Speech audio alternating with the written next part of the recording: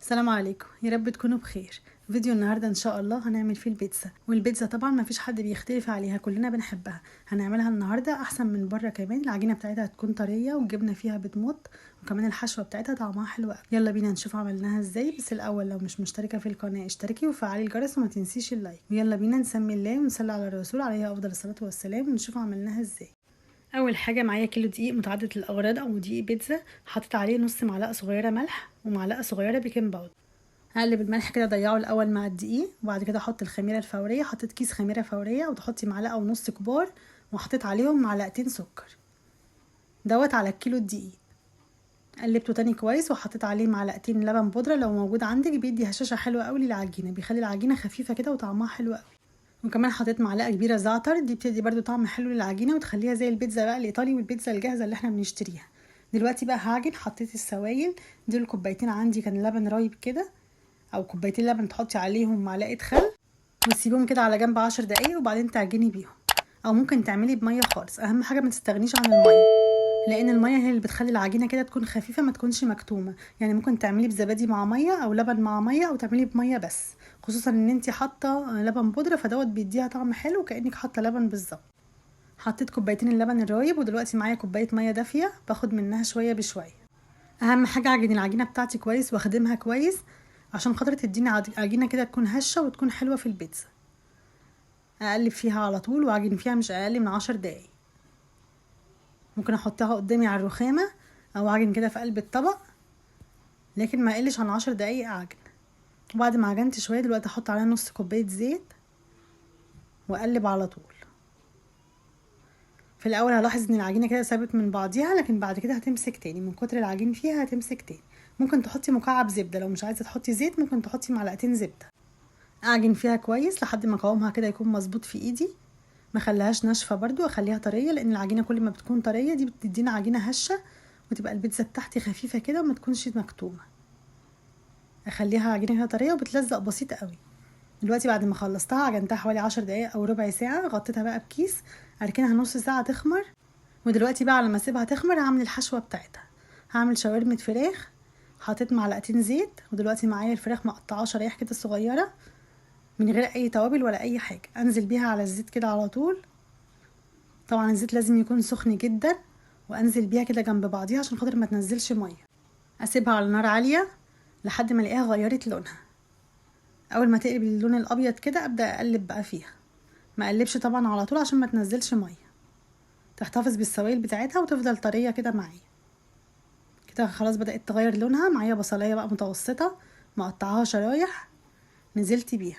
اول ما البصلايه دبلت كان معايا كده قرنين فلفل احمر واخضر، شطه كده حاره، او عايزه تحطي فلفل بارد حطي. قلبتها عليهم وحطيت عليهم معلقه صغيره كده من هريسه الشطه مع فص توم واحد بس، وحطيت كمان التوابل بتاعتها. حطيت حبه زعتر وحبه فلفل اسود وحبه بهارات.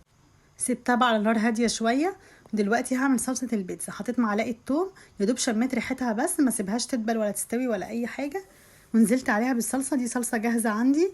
نزلت عليها بالصلصه، ودلوقتي نزلت عليها بملح وفلفل اسود وزعتر ومعلقه كبيره سكر. ده هيديكي صلصه البيتزا بالظبط. طبعا الصلصه عندي متسبكه فسبتها يا دوب نشفت شويه من ميتها. ودلوقتي بقى هرجع للعجينه بتاعتي. خلاص العجينه بتاعتي كده حجمها اتضاعف.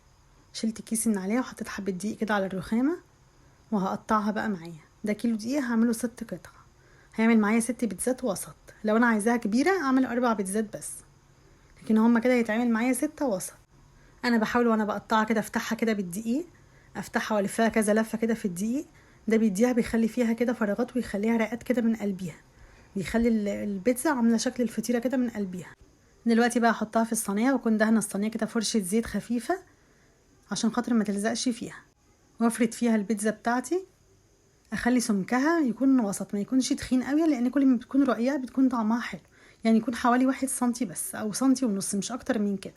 دلوقتي حطيت عليها بقى معلقتين صلصه، طبعا الصلصه تكون بردت خالص. معلقتين صلصه وخرمتها كده بالشوكه عشان خاطر ما تتنفخش معايا. دلوقتي انا مولعه الفرن على 200. احطها في اول رف بعد الصاجه على طول. انا بحب احطها الاول 5 دقايق بس. اول ما الاقي الظهر بتاعها لون بسيط قوي بقى اشقر بسيط قوي، اطلعها واحط عليها بقيه المكونات بتاعتي. ممكن تحطي كل حاجه عليها وتدخليها برده مره واحده، الاتنين بيدوكي نفس النتيجه. انا حطيتها شويه، اول ما الاقي لونها بس الظهر بتاعها اصفر بسيط كده هطلعها واحط عليها بقيه الحشوه بتاعتي. افردها بقى في الصينيه كده، دي تاني واحده افردها في الصينيه واخرمها برده بالشوكه، واحط عليها بقى معلقه صلصه واحده كده وادخلها برده الفرن. تقدري تعملي كميه وتحطيها في الفريزر لحد كده وتطلعيها تحطي الحشو عليها على طول. اول واحده كده طلعت معايا، الظهر بتاعها يا دوب اصفر بس والعجينه طريه خالص، باينه كده طريه خالص. دلوقتي احط عليها بقى الحشوه بتاعتها. حطيت حبه جبنه موتزاريلا الاول، اي نوع جبنه لازم اكون مطلعاه من الفريزر، لازم يكون بدرجه حراره المطبخ. لو انا حطيته ساقع او متلج عمر الجبنه ما هتمط معايا. اطلعه من الفريزر اخليه ياخد درجه حراره المطبخ بتاعي، وبعد كده احط الجبنه، ده هيديكي مطه حلوه في الجبنه. حطيت شويه جبنه الاول وبعد كده حطيت عليها شاورمه الفراخ ونزلت عليها بالخضار، فلفل الوان وشطه خضراء وطماطم متقطعه وزيتون شرايح، وهرجع احط على وشها تاني شويه جبنه موتزاريلا تاني على الوش. ادخلها بقى تحت الشوايه 5 دقايق بس، هتطلع مستويه وطريه وتكون طعمها حلو قوي. تاني واحده نفس النظام طلعت من الفرن، حطيت برضو حبه جبنه موتزاريلا وبعد كده حطيت شاورمه الفراخ او الحشوه اللي انا عايزه احطها والزيتون الشرايح، وحطيت فلفل الاخضر والطماطم والفلفل الملون. احط الحشوه بتاعتي كلها اللي انا عايزه احطها، وبعد كده احط على الوش تاني شويه جبنه موتزاريلا، او لو ميكس جبن برضو تحطيه على الوش هيديها طعم حلو قوي. دخلتها بقى 5 دقايق تحت الشوايه، ما سيبش الجبنه تحمر قوي، اول ما تلون معايا خفيف كده اطلع على طول. العجينه واضحه في ايدي طريه جدا، البيتزايه طريه قوي وانا بشيلها، وده عشان درجه حراره الفرن ما تبقاش واطيه قوي. انت بتخلي الحراره على 180 او 200 حسب الفرن بتاعك، وتحطي الصينيه على الشبكه، الرف اللي فوق الفرن على طول، اللي فوق الصاجه على طول، هتطلع معاكي هتستوي وتكون طريه وتطلع حلوه قوي، والجبنه بتمط فيها ومستويه، طعمها حلو جدا، احلى كتير من اللي بنشتريها من بره.